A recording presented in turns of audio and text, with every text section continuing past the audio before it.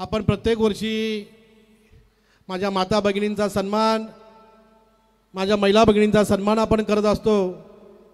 तो सन्मान म्हणजे हळदी कुंकवाचा कार्यक्रम आज या ठिकाणी होतोय आणि या कार्यक्रमाला उपस्थित असलेल्या माझ्या सर्व माता भगिनी, व्यासपीठावर उपस्थित असलेले माझ्यासोबत असलेले माझे सर्व नेतेगण, सर्व पदाधिकारी, सर्व मित्रमंडळी, दोन्ही समालोचक, खऱ्या अर्थाने मला एक अभिमान वाटतो का 20-22 वर्षे झाली आपण सोमजाई मातेचा उत्साह करत असतो आणि त्यानिमित्ताने माझ्या माता भगिनींचा सन्मान करण्याचा मला वर्षातून एक योग येतो आणि त्यासाठी तुम्ही माता भगिनी माझ्यावर विश्वास ठेवून कर्जत असेल, खालापूर असेल, खोपोली असेल परिसरामधून माझ्या सोमजाई मातेला भेटण्यासाठी, मला भेटण्यासाठी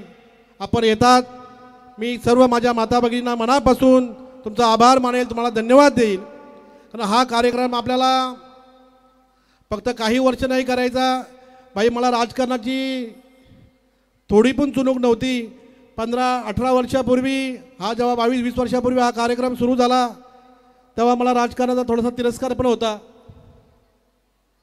तरीसुद्धा मी हा कार्यक्रम घेत होतो आणि माझ्या माता भगिनींचा सन्मान करायचा आहे आणि नंतर मला विधानसभेची निवडणूक लढवायची आहे असं कधीही माझ्या मनामध्ये चुकूनसुद्धा आलं नव्हतं।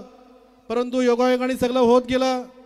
माझा वडील असतील, माझा मोठा बंधू असेल, हे राजकारणामध्ये होते, त्यांच्यासोबत त्यांच्या बोटाला धरूनच मी राजकारणामध्ये आलो।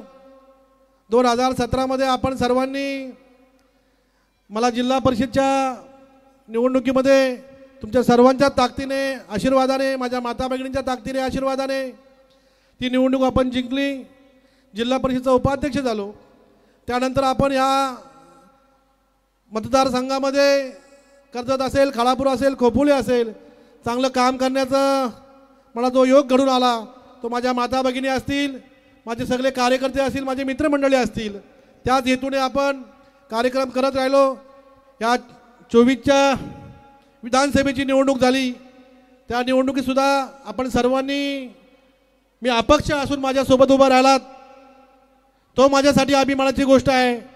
माझ्याकडे कुठला पक्ष नव्हता, माझ्याकडे कुठलं चिन्ह नव्हतं, तरीसुद्धा माझ्यासोबत तुम्ही उभे राहिलात आणि अगदी कमी मताने आपल्याला या निवडणुकीपासून कोणाला तरी थांबावं लागलं, परंतु त्या गोष्टीचा मला बिलकुलसुद्धा काही खंत नाही। पुढच्या काळामध्ये बचेंगे तो और भी लढेंगे ना, आपण सर्व माझ्यासोबत आहात। याच दृष्टिकोनातून आपण पुढच्या काळामध्ये चांगलं काम करत राहू। भाई जे सामाजिक काम करत असताना समाजाची सेवा करत राहू, सामाजिक काम करत राहू आणि त्यातून जे आपल्याला शक्ती मिळेल त्यातून आपण राजकारण करत राहू। राजकारण होत राहील, परंतु समाजकारण माझ्याकडून कधी थांबणार नाही असं मी या प्रसंगी आपल्याला सर्वांना सोमजाई मातेच्या चरणी शब्द देतो।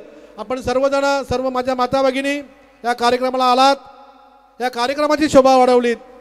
आज हा खेळ पैठणीचा कार्यक्रम माझी वहिनी भारती मधुकर घारे आणि माझी पत्नी नमिता सुधाकर घारे यांच्या वतीनं हा कार्यक्रम चांगल्या पद्धतीने पार पडतोय। त्या कार्यक्रमाची ते शोभा वाढवतात, आपल्या सर्वांनी उपस्थिती आपली कार्यक्रमाची शोभा वाढते। हाच माझ्यासाठी एक आशीर्वादाची गोष्ट आहे। आपण जेवढ्या दिवस मला प्रेम दिलंय तसंच प्रेम माझ्यावर तुमचं कायम असू द्या, अशीच मी आपल्या सर्वांना या मकर संक्रांतीच्या शुभेच्छा देतो आणि थांबतो। जय हिंद, जय महाराष्ट्र। खूप धन्यवाद। यानंतर मी वहिनींना पण विनंती करेल, ताईंना पण विनंती करेल की त्यांनी महिलांना सदिच्छा शुभेच्छा या ठिकाणी द्याव्या। ठीक आहे, हरकत नाही। या ठिकाणी आपण परत एकदा कार्यक्रमाला मी विनंती करेल सर्व मान्यवर पाहुण्यांना की त्यांनी स्थानापन्न व्हावं आणि आपण पुढे। सुधाकर भाऊ, तुम्ही निरोप घेण्याआधी माझी फक्त एक विनंती आहे। आजच्या कार्यक्रमाचं निवेदन ज्यांच्या माध्यमातून झालेलं आहे, खरं तर एक घरातली स्त्री सांभाळताना किती कष्ट पडते ते तुम्ही सगळे अनुभव